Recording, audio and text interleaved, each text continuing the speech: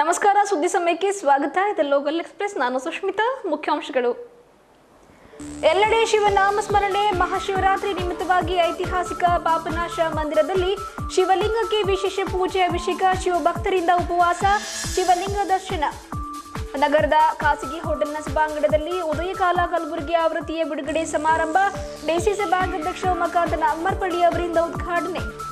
ಮಹಾಶಿವರಾತ್ರಿ ಹಬ್ಬದ ನಿಮಿತ್ತವಾಗಿ ನಗರದ ಬಸವ ಮಂಟಪದಲ್ಲಿ ರಾಷ್ಟ್ರೀಯ ಬಸವದಳ ಮತ್ತು ಲಿಂಗಾಯತ ಸಮಾಜ ವತಿಯಿಂದ ಸಾಮೂಹಿಕ ಇಷ್ಟಲಿಂಗ ಪೂಜೆ.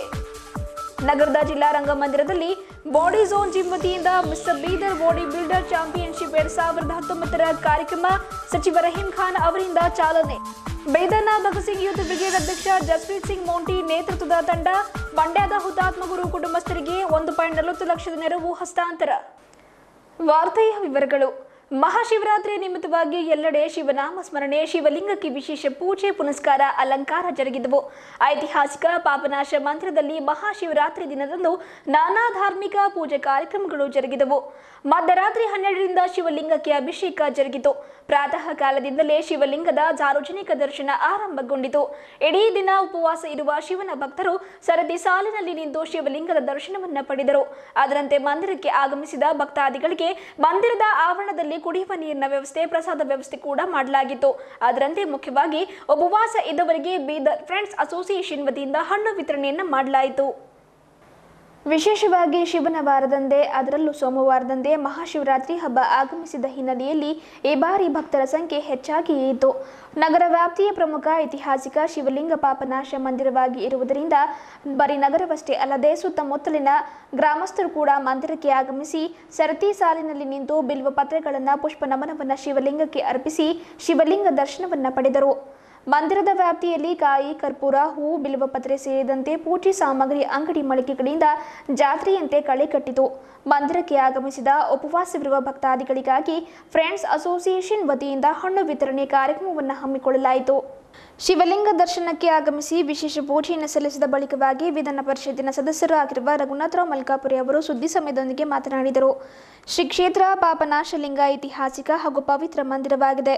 ಇತಿಹಾಸದ ಪುಟಗಳನ್ನು ತಿರುಚಿ ನೋಡಿದಾಗ ಶ್ರೀರಾಮ, ಲಕ್ಷ್ಮಣ ಹಾಗೂ ಮಾತೆ ಸೀತೆ ಈ ಪುಣ್ಯ ಸ್ಥಾನದಲ್ಲಿ ಪಾದಾರ್ಪಣೆ ಮಾಡಿದ ಇತಿಹಾಸಗಳಿವೆ. ಇಡೀ ದೇಶದಂತ ಶಿವರಾತ್ರಿ ನಿಮಿತ್ತವಾಗಿ ಕಾಶಿಗೆ ಹೋಗಿ ಪುಣ್ಯಕುಂಡದಲ್ಲಿ ಮುಳುಗಿ ದೇವರ ದರ್ಶನವನ್ನು ಪಡೆಯುತ್ತಾರೆ.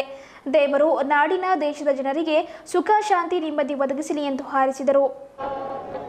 ಬೀದರ್ ಜಿಲ್ಲೆಯ ಬೀದರ್ ನಗರದ ಶ್ರೀ ಕ್ಷೇತ್ರ ಪಾಪನಾಶಲಿಂಗ ಪವಿತ್ರ ದೇವಸ್ಥಾನ. ಇದು ಇಂದಿನ ನಿನ್ನೆ ದೇವಸ್ಥಾನ ಅಲ್ಲ, ಭಾಳ ಆದಿ ಕಾಲದಿಂದ ನಡ್ಕೊಂಡು ಬಂದಂಥದ್ದು. ಇತಿಹಾಸದ ಪುಟಗಳನ್ನು ತಿರುಚಿ ನೋಡಿದಾಗ ಮಹಾಭಾರತದ ಕಾಲದಲ್ಲಿ ಶ್ರೀರಾಮಚಂದ್ರ ಮತ್ತು ಲಕ್ಷ್ಮಣ, ಸೀತೆ ಮಾತೆ ಈ ಪವಿತ್ರ ಸ್ಥಾನದಲ್ಲಿ ಸ್ಪರ್ಶ ಮಾಡಿದಿರುವಂಥ ಇತಿಹಾಸ ನಾವು ನೋಡ್ತೀವಿ. ಇಡೀ ದೇಶದಲ್ಲಿ ಇವತ್ತು ಶಿವರಾತ್ರಿಯ ಶುಭ ಆಚರಣೆ ಸಂದರ್ಭದಲ್ಲಿ ಜನ ಕಾಶಿ ವಿಶ್ವನಾಥನ ದರ್ಶನಕ್ಕೆ, ಮಹಾಕುಂಭದ ಸ್ನಾನವನ್ನು ಮಾಡಿ ದರ್ಶನ ಮಾಡುವಂಥ ಶುಭ ಸಂದರ್ಭದಲ್ಲಿ ಇಲ್ಲಿನ ಸ್ಥಳೀಯರು ಅಂದರೆ ಬೀದರ್ ಜಿಲ್ಲೆಯ ಸ್ಥಳೀಯರು ಶ್ರೀ ಕ್ಷೇತ್ರ ಪಾಪನಾಶದಲ್ಲಿ ಬಂದು ಪಾಪನಾಶ ಶಿವನ ಪೂಜೆಯನ್ನು ಮಾಡಿ ಆಶೀರ್ವಾದವನ್ನು ಪಡೆದು ಒಂದು ದಿವಸದ ಉಪವಾಸವನ್ನು ಮಾಡುವಂಥ ವ್ರತ ಆದಿಕಾಲದಿಂದ ನಡ್ಕೊಂಡು ಬಂದಂಥದ್ದು. ಇಂಥ ಶುಭ ಸಂದರ್ಭದಲ್ಲಿ ನಾಡಿನ ಮತ್ತು ದೇಶದ ಜನತೆಗೆ ಸುಖ, ನೆಮ್ಮದಿ, ಸಮೃದ್ಧಿಯನ್ನು ಭಗವಂತ ಕೊಡಲಿ ಅಂತೇಳಿ ಆ ಭಗವಂತನಲ್ಲಿ ಪ್ರಾರ್ಥನೆ ಮಾಡಿ ಸಮಸ್ತ ನಾಡಿನ ಜನತೆಗೆ ಶುಭವಾಗಲಿ ಅಂತೇಳಿ ನನ್ನ ಶುಭವನ್ನು ಕೋರ್ತೇನೆ. ಭಕ್ತಿಯಾಗಿರುವ ಸವಿತಾ ಮಾಶೆಟ್ಟಿಯವರು ಮಾತನಾಡಿ, ಮಹಾಶಿವರಾತ್ರಿ ಹಬ್ಬವು ಲಿಂಗಾಯತ ಬಾಂಧವರಿಗೆ ಬಹಳ ವಿಶೇಷವಾದ ಹಬ್ಬವಾಗಿರುತ್ತದೆ. ಎಲ್ಲರೂ ಅಂದಿನ ದಿವಸ ಉಪವಾಸವಿದ್ದು ಲಿಂಗ ಪೂಜೆಯನ್ನ ಮಾಡುತ್ತಾರೆ. ಲಿಂಗ ಪೂಜೆ ಹಾಗೂ ಧ್ಯಾನದಿಂದ ಆಯುಷ್ಯ ಕೂಡ ವೃದ್ಧಿಯಾಗುತ್ತದೆ. ತ್ರಿನೇತ್ರ ಪ್ರತೀಕವಾಗಿರುವ 3 ಬಿಲ್ವ ಪತ್ರೆಗಳನ್ನು ದೇವರಿಗೆ ಅರ್ಪಿಸಲಾಗುತ್ತಿದೆ ಎಂದು ತಿಳಿಸಿದರು. ಈ ಸಂದರ್ಭದಲ್ಲಿ ಸಹಸ್ರಾರು ಭಕ್ತಾದಿಗಳು, ಮಹಿಳೆಯರು, ಮಕ್ಕಳು, ಗ್ರಾಮಸ್ಥರು ಉಪಸ್ಥಿತರಿದ್ದರು.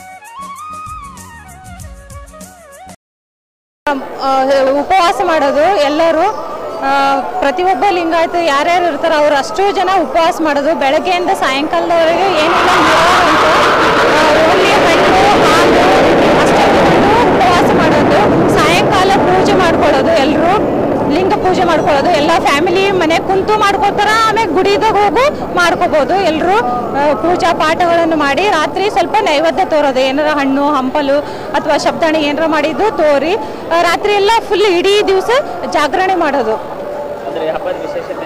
ಹಬ್ಬದ ವಿಶೇಷತೆ ಶಿವನ ಧ್ಯಾನ ಮಾಡೋದು ಒಂದು ತರ ಧ್ಯಾನ ಅಂತಂದ್ರೆ ಇದು ಧ್ಯಾನಲಿಂದ ಏನಾಗ್ಬಿಡ್ತದ ಅಂತಂದ್ರೆ ನಮ್ದು ಆಯುಷ್ಯನೂ ಹೆಚ್ಚಿಗೆ ಆಗ್ಬಿಡ್ತದೆ. ಧ್ಯಾನಲಿಂದ ಧ್ಯಾನ ತಪಸ್ಸು ಅಂತ ಹೇಳ್ತಾರಲ್ಲ ಅದ್ರಲ್ಲಿಂದ ನಮ್ದು ಆಯುಷ್ಯನೂ ಹೆಚ್ಚಿಗೆ ಆಗ್ಬಿಡ್ತದೆ. ಅದ್ರ ಸಲುವಾಗಿ ರಾತ್ರಿ ಎಲ್ಲ ಇಡೀ ದಿನ ಕುಂತು ಜಾಗರಣೆ ಮಾಡೋದು ಶಿವನಿಗೆ 3 ದಳದ ಪತ್ರಿ ಏರ್ಸೋದು. ಪತ್ರಿಲಿಂದ ಏನಾಗ್ಬಿಡ್ತದೆ ಅಂತಂದ್ರೆ 3 ದಳ ಅಂತಂದ್ರೆ 3 ತ್ರಿನೇತ್ರಗಳು ಅದ್ರದ್ದು ಪ್ರತೀಕ ಅಂತ ಹೇಳಿ ಈ ಮಹಾಶಿವರಾತ್ರಿಯನ್ನು ಆಚರಣೆ ಮಾಡ್ತೇವೆ. ಜನಪರ ಕಾಳಜಿ ಅಭಿವೃದ್ಧಿ ಹಾಗೂ ಪ್ರಾದೇಶಿಕತೆಯೇ ಜೀವಾಳ ಎಂಬ ಆಶಯದೊಂದಿಗೆ ನಿಖರವಾದ ಸುದ್ದಿಗಳನ್ನು ಓದುಗರ ಮುಂದಿಡುವ ಮೂಲಕವಾಗಿ ವಿಶ್ವಾಸಕ್ಕೆ ಪಾತ್ರವಾಗಿರುವ ಉದಯಕಾಲ ಕಲಬುರಗಿ ಆವೃತ್ತಿಯ ಪತ್ರಿಕೆ ಬಿಡುಗಡೆ ಆರಂಭೋತ್ಸವ ಸಮಾರಂಭವನ್ನು ಹಮ್ಮಿಕೊಳ್ಳಲಾಯಿತು. ಡಿಸಿಸಿ ಬ್ಯಾಂಕ್ ಹಾಗೂ ನಾರಂಜ ಸಹಕಾರ ಸಕ್ಕರೆ ಕಾರ್ಖಾನೆಯ ಅಧ್ಯಕ್ಷರಾಗಿರುವ ಉಮಾಕಾಂತ ನಾಗಮನಪಳ್ಳಿ ಅವರು ಕಾರ್ಯಕ್ರಮವನ್ನು ಉದ್ಘಾಟಿಸಿದರು. ನಂತರ ವೇದಿಕೆಯ ಮೇಲೆ ಎಲ್ಲರೂ ಸಾಮೂಹಿಕವಾಗಿ ಉದಯಕಾಲ ದಿನಪತ್ರಿಕೆಯನ್ನು ಅನಾವರಣಗೊಳಿಸಿದರು. ಬೀದರ್ನಲ್ಲಿ ಉದಯಕಾಲದ ಸಂಭ್ರಮೋತ್ಸವ ಕುರಿತಾಗಿ ಡಿಸಿಸಿ ಬ್ಯಾಂಕ್ ಹಾಗೂ ನಾರಂಜ ಸಹಕಾರ ಸಕ್ಕರೆ ಕಾರ್ಖಾನೆಯ ಅಧ್ಯಕ್ಷರಾಗಿರುವ ಉಮಾಕಾಂತ ನಾಗಮನಪಳ್ಳಿ ಅವರು ಮಾತನಾಡಿದರು. ಲೇಖನಕ್ಕಿರುವ ಶಕ್ತಿ ಅಪಾರ ಎಂದು ಬಣ್ಣಿಸಿದರು.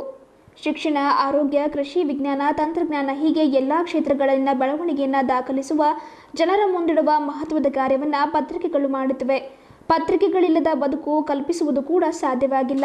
ಪತ್ರಿಕೆಗಳ ಓದು ಬದುಕಿನ ಭಾಗವಾಗಿದೆ ಎಂದು ತಿಳಿಸಿದರು. ಈ ಪತ್ರಿಕೆ ವೃತ್ತಿ ನಡೆಸುವುದು ಅಷ್ಟು ಸುಲಭದ ಕೆಲಸ ಅಲ್ಲ.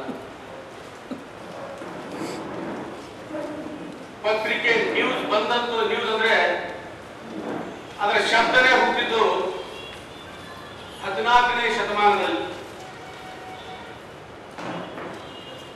14ನೇ ಶತಮಾನದಲ್ಲಿ ಶಬ್ದ ಹುಟ್ಟಿದ ಮೇಲೆ ಅದು ಆಗ ಪ್ಲೂರಲ್ ಆಗಿ ತದನಂತರ ನ್ಯೂಸ್ ಆಗಿ ನ್ಯೂ ಅಂತಿತ್ತು, ಹೊಸದಂತಿತ್ತು. ಅದಾದ್ಮೇಲೆ ನ್ಯೂಸ್ ಅಂತ ಆಗ್ಬೇಕಾಗಿತ್ತು, ನ್ಯೂಸ್ ಅಂತ ಆಗ್ಬೇಕಾಗಿದೆ 14ನೇ ಶತಮಾನದಲ್ಲಿ ಆಗಿನ ಫ್ರೆಂಚ್ ಹಾಗೂ ಡಚ್ನ ಕಾಲದಲ್ಲಿ ಇದಾಯಿತು. ತದನಂತರ ಈ ಪತ್ರಿಕೆ ಮುಖಾಂತರ, ಲೇಖನದ ಮುಖಾಂತರ ಈಗ ಹೊಸ ಮೀಡಿಯಾ ತಂತ್ರ ಆದ್ಮೇಲೆ ಇತ್ತೀಚಿನ ದಿನಗಳ ಕಾಲದಲ್ಲಿ ಕೂಡ 2012ರಲ್ಲಿ ಈ ಟ್ವಿಟರ್ ಕೂಡ ಅದೇ ಮಹತ್ವ ಬಂದಿದೆ. ಹೀಗೆ ಇಂಥ ತಾಂತ್ರಿಕ ಯುಗದಲ್ಲಿ ಮತ್ತೊಂದು ಇವತ್ತಿನ ನಮ್ಮ ಜಿಲ್ಲೆಗೆ ಈ ಕಲಬುರಗಿ ವಿಭಾಗದಲ್ಲಿ ಉದಯಕಾಲ ನ್ಯೂಸ್ ಅಂದ್ರೆ ಬಹಳದಲ್ಲಿ ಅರ್ಥವಿದೆ. ನನಗೆ ನ್ಯೂಸ್ ಅಂತಲೇ ಬಹಳಷ್ಟು ಜನ ಬೆಳಗಿನ ಸುದ್ದಿ ಸಮಾಚಾರ ಅಂತಾರೆ. ನ್ಯೂಸ್ ನಲ್ಲಿ ನೋಡಿ 4 ವಿಧಗಳ ದಿಕ್ಕುಗಳಿದ್ದಾವೆ. NEWS, N is north, E is east, W is west, S is 4 ದಿಶೆಗಳಿಂದ 4 ದಿಕ್ಕುಗಳಿಂದ ಸಮಾಚಾರಗಳನ್ನು ಕ್ರೋಢೀಕರಿಸಿ ಜನರ ಮುಂದೆ ದಿನನಿತ್ಯವನ್ನ ಇಡತಕ್ಕಂಥ ಕೆಲಸವನ್ನ ಮಾಡ್ತಕ್ಕಂಥ ನಮ್ಮೆಲ್ಲ ಪತ್ರಿಕಾ ಮಂಡಳಿಗಳು ನಾನು ಶರಣಾಗಿ ಹೇಳ್ತೀನಿ. ಯಾಕಂದ್ರೆ ಹೊಸ ದಿನನಿತ್ಯ ಆಗ ಹೋಗ್ತಕ್ಕಂಥ ಸಾಮಾಜಿಕ ಕ್ಷೇತ್ರದಲ್ಲಾಗ್ಲಿ,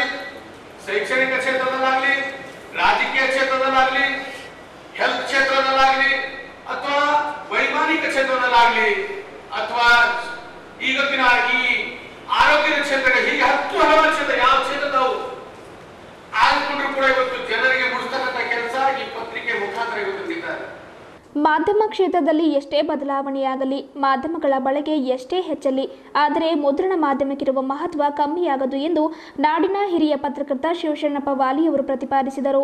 ಸಾಮಾಜಿಕ ಜಾಲತಾಣ ಸೇರಿದಂತೆ ಇತರೆ ಮಾಧ್ಯಮಗಳಲ್ಲಿ ಬೇಗ ಸುದ್ದಿ ತಿಳಿದರೂ ಪತ್ರಿಕೆ ಓದಿನ ಸಮಾಧಾನ ಬೇರೆಯೇ ಆಗಿ ಇರುತ್ತದೆ. ಪತ್ರಿಕಾ ಧರ್ಮ ಪಾಲನೆ ಹೆಚ್ಚಬೇಕು. ಪತ್ರಿಕೆ ಪ್ರಕಟಣೆಯು ಉದ್ಯಮದ ಸ್ವರೂಪ ಪಡೆದಿರುವುದರಿಂದ ಹಲವು ದೋಷಗಳು ಕಾಣಿಸಿಕೊಂಡಿವೆ ಎಂದು ವಾಲಿ ಅವರು ಬೇಸರವನ್ನು ವ್ಯಕ್ತಪಡಿಸಿದರು.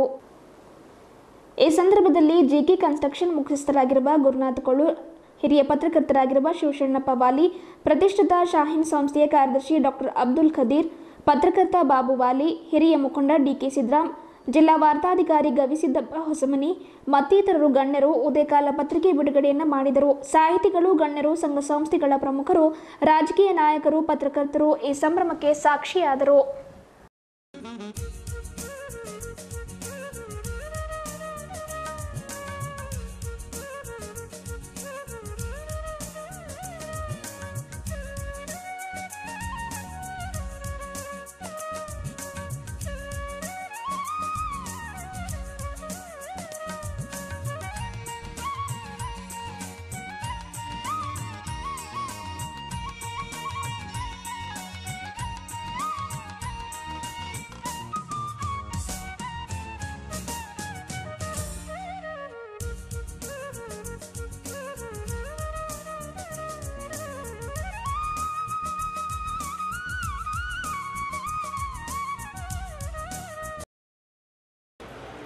ಆ ಪತ್ರಿಕೆಗಳಲ್ಲಿ ಉದಯಕಾಲವನ್ನು ತನ್ನ ಛಾಪವನ್ನು ಮೂಡಿಸಲಿಕ್ಕೆ ಹೊಂದಿರುತ್ತದೆ.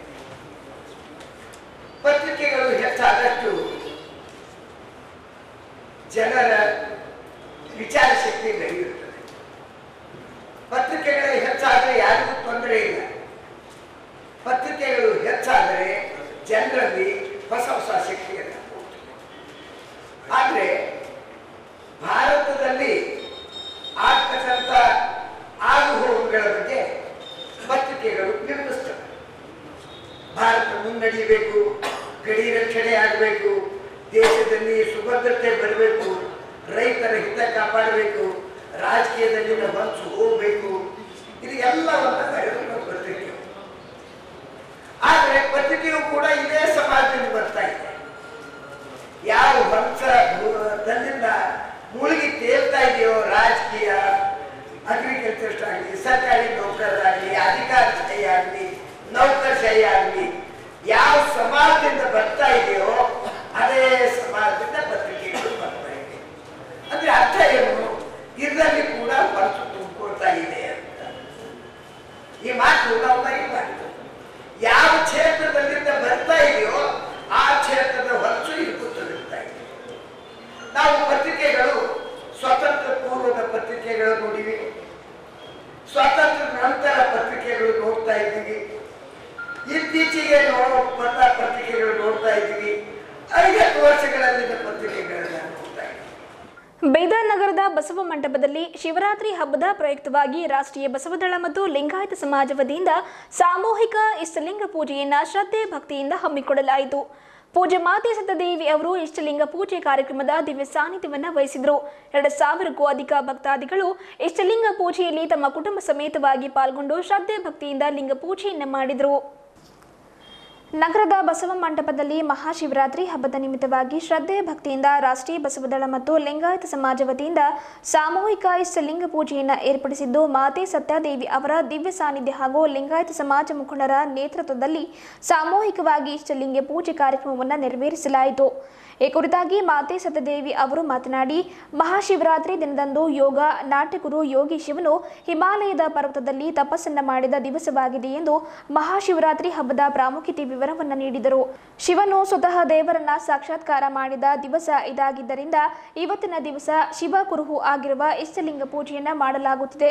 3,000ಕ್ಕೂ ಅಧಿಕ ಭಕ್ತರು ಕುಟುಂಬ ಸಮೇತವಾಗಿ ಇಷ್ಟಲಿಂಗ ಪೂಜೆಯಲ್ಲಿ ಭಾಗವಹಿಸಿದ್ದಾರೆ ಎಂದು ತಿಳಿಸಿದರು. ಇಂದು ಬೀದರ್ ಬಸವ ಮಂಟಪದಲ್ಲಿ ಲಿಂಗಾಯತ್ ಸಮಾಜ ಹಾಗೂ ರಾಷ್ಟ್ರೀಯ ಬಸವದಳದ ವತಿಯಿಂದ ಹಾಗೂ ಕ್ರಾಂತಿ ಗಂಗೋತ್ರಿ ಅಕ್ಕನಾಗಲಾಂಬಿಕಾ ಮಹಿಳಾ ಗಣದ ವತಿಯಿಂದ ನಾವು ಸಾಮೂಹಿಕ ಇಷ್ಟಲಿಂಗಾರ್ಚನೆಯ ಪೂಜೆಯನ್ನು ಇಲ್ಲಿ ಹಮ್ಮಿಕೊಂಡಿದ್ವಿ. ಈ ಇಷ್ಟಲಿಂಗ ಪೂಜೆಯ ಮಹತ್ವ ಏನೆಂದರೆ, ಇಂದಿನ ದಿವಸ ಮಹಾಶಿವರಾತ್ರಿ. ನಮ್ಮ ಜಗತ್ತಿನ ಮೊಟ್ಟ ಮೊದಲನೆಯ ಯೋಗ ಗುರು, ನಾಟ್ಯಗುರು, ವೈದ್ಯಗುರು ಆಗಿರುವಂತಹ ಯೋಗಿ ಶಿವನು ಇಂದಿನ ದಿವಸ ಹಿಮಾಲಯ ಪರ್ವತದಲ್ಲಿ ತಪಸ್ಸನ್ನು ಮಾಡಿರುವಂತಹ ದಿವಸ, ಆ ದೇವರನ್ನು ಸಾಕ್ಷಾತ್ಕಾರ ಮಾಡಿಕೊಂಡಿರುವಂತಹ ದಿವಸ. ಹಾಗಾಗಿ ಯೋಗಿ ಶಿವನು ಕೂಡ ದೇವರನ್ನು ಸಾಕ್ಷಾತ್ಕಾರ ಮಾಡಿಕೊಂಡ ದಿವಸ ಇವತ್ತಾದ ಕಾರಣ ಈ ಮಹಾಶಿವರಾತ್ರಿಯ ಅಂಗವಾಗಿ ಶಿವನ ಒಂದು ದೇವರ ಒಂದು ಕುರುಹಾಗಿರುವಂತಹ ಇಷ್ಟಲಿಂಗದಲ್ಲೇ ಆ ಶಿವನನ್ನು ಮತ್ತು ದೇವರನ್ನು ಕಾಣುವಂತಹ ಒಂದು ಮಹತ್ವಪೂರ್ಣವಾಗಿರುವಂತಹ ಮಹಾ ಲಿಂಗ ಪೂಜೆಯ ಕಾರ್ಯಕ್ರಮವನ್ನು ಇಂದಿನ ದಿವಸ ನಾವು ಬೀದರ್ ಬಸವ ಮಂಟಪದಲ್ಲಿ ಹಮ್ಮಿಕೊಂಡಿದ್ವಿ. ಈ ಲಿಂಗ ಪೂಜೆಯಿಂದ ಪ್ರತಿಯೊಬ್ಬರಿಗೂ ಕೂಡ ಒಳ್ಳೆಯದಾಗಲಿ, ಆರೋಗ್ಯ ಆಯುಷ್ಯವನ್ನು ಸಿಗಲಿ ಅಂತೇಳಿ ಹಾರೈಸ್ತಾ ಇದ್ದೇವೆ. ಶರಣು ಶರಣಾರ್ಥಿ.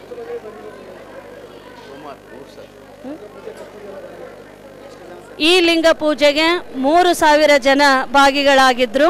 ಲಿಂಗ ಪೂಜೆಯನ್ನು ಮಾಡಲಿಕ್ಕೆ ಇವತ್ತಿನ ದಿವಸ ಪ್ರತಿಯೊಬ್ಬರೂ ತಮ್ಮ ಮನೆಯಲ್ಲಿ ಮಾಡ್ಕೊಳ್ತಾರೆ.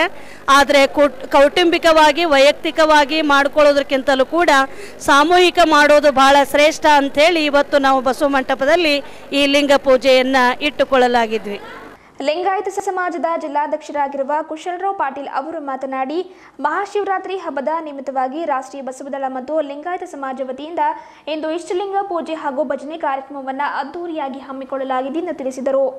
ಈ ಸಂದರ್ಭದಲ್ಲಿ ರಾಷ್ಟ್ರೀಯ ಬಸವದಳ ಬೀದರ್ ಅಧ್ಯಕ್ಷರಾದ ಸೋಮಶೇಖರ್ ಪಾಟೀಲ್ ಗಾದಗಿ, ಹಿರಿಯ ನ್ಯಾಯವಾದಿಗಳಾಗಿರುವ ಗಂಗಶೆಟ್ಟಿ ಪಾಟೀಲ್, ಬಸವರಾಜ ಸಂಗಮ್, ಮಲ್ಲಿಕಾರ್ಜುನ್ ಸೌಲೆ, ಸಂಗಮೇಶ್ ಬಿ, ಮಹಾಲಿಂಗ ಸ್ವಾಮಿ ಸೇರಿದಂತೆ ಸಹಸ್ರಾರು ಭಕ್ತಾದಿಗಳು, ಬಸವ ಅನುಯಾಯಿಗಳು, ಮಹಿಳೆಯರು, ಮಕ್ಕಳು ಉಪಸ್ಥಿತರಿದ್ದರು.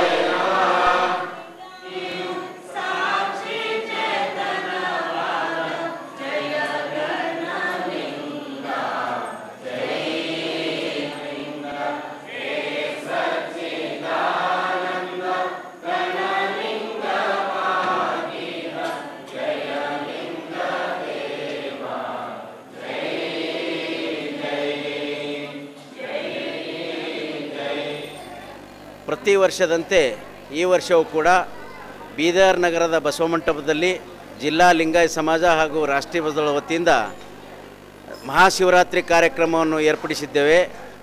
ಅದರಲ್ಲಿ ಸಾಮೂಹಿಕ ಇಷ್ಟಲಿಂಗ ಪೂಜೆ ಮತ್ತು ಭಜನೆ ಎಲ್ಲವೂ ನಾವು ಮಾಡಿಸಿದ್ದೇವೆ. ಮಹಾಪ್ರಸಾದ ಕೂಡ ಮೇಲ್ಗಡೆ ಇದೆ. ಅದಕ್ಕಾಗಿ ಈ ಮಹಾಶಿವರಾತ್ರಿ ಅಂಗವಾಗಿ ದೇವರು ಎಲ್ಲರಿಗೆ ಒಳ್ಳೆಯದಾಗಲಿ ಎಂದು ಆಶಿಸುತ್ತೇವೆ. ಇದೀಗ ಸುದ್ದಿ ಸಮಯದಲ್ಲಿ ಚಿಕ್ಕದೊಂದು ಬ್ರೇಕ್.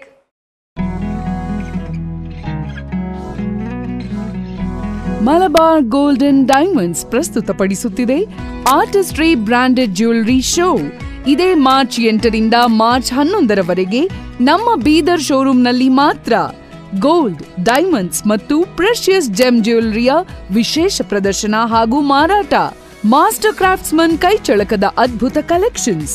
ಪಡೆಯಿರಿ 25% ಕಡಿತ ಚಿನ್ನಾಭರಣಗಳ ಮೇಕಿಂಗ್ ಚಾರ್ಜಸ್ನಲ್ಲಿ ಹಾಗೂ 20% ಕಡಿತ ವಜ್ರದ ಮೌಲ್ಯದ ಮೇಲೆ.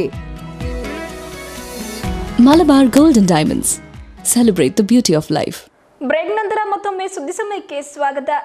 ನಗರದ ಜಿಲ್ಲಾ ರಂಗಮಂದಿರದಲ್ಲಿ ಬಾಡಿ ಝೋನ್ ಜಿಮ್ ವತಿಯಿಂದ mister Bidar body building championship 2019ರ ಸ್ಪರ್ಧಾ ಕಾರ್ಯಕ್ರಮವನ್ನು ಅದ್ದೂರಿಯಾಗಿ ಹಮ್ಮಿಕೊಳ್ಳಲಾಯಿತು.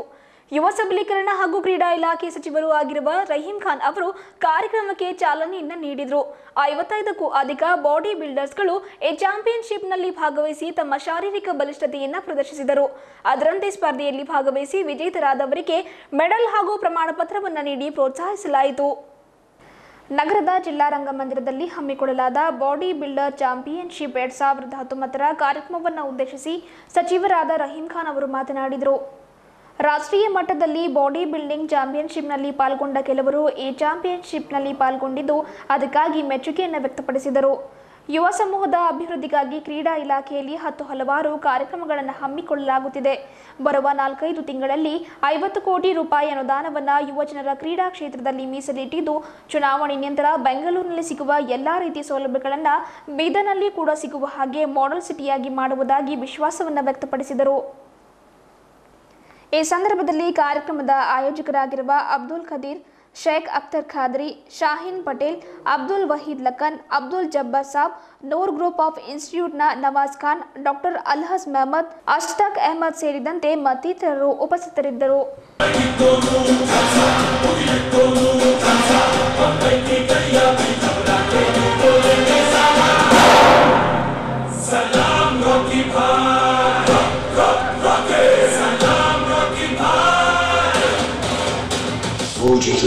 खाई के पान बनारस वाला, खाई के पान बनारस वाला, खुल जाए बंद अकल का ताला। वो खाई के पान बनारस वाला, खुल जाए बंद अकल का ताला। किनारे वाला वो छोरा किनारे वाला,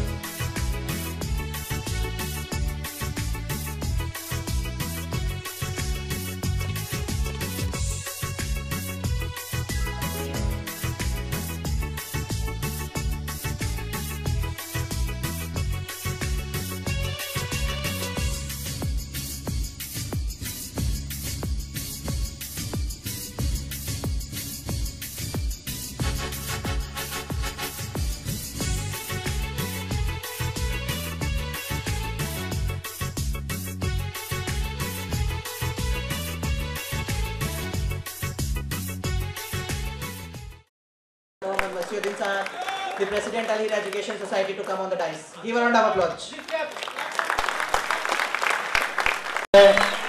नवाब खान साहब की गुलपोशी जनाब अफरोज साहब करें। Please clap.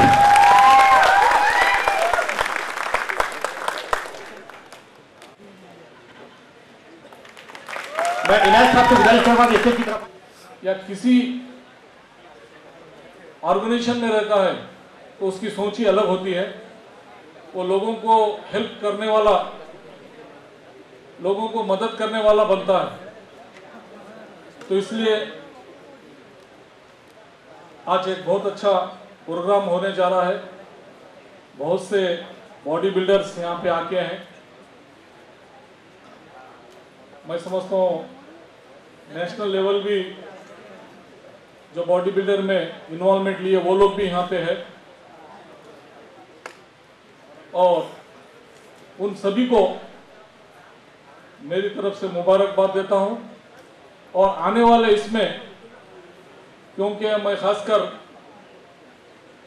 स्पोर्ट मिनिस्टर भी हूँ, साथ साथ यूथ सर्विसेज नौजवानों के लिए भी बहुत से कार्यक्रम है हमारे इस डिपार्टमेंट में। पहले खाली स्पोर्ट्स बोल के था, अभी गवर्नमेंट स्पोर्ट्स के साथ पूरे नौजवानों के हेल्थ रिलेटेड और उनके भविष्य के बारे में, और वो लोग किस दिशा में जाए, इस स्पोर्ट्स मिनिस्ट्री को वो डिपार्टमेंट भी अटैच किया गया है। तो मैं खासकर नौजवानों से रिक्वेस्ट करता हूं कि आप सभी लोग, ऐसा तो टाइम ऐसा ही गुजर जा रहा है, आप कुछ करें तो भी गुजर जा रहा है, कुछ नहीं करें तो भी गुजर जा रहा है।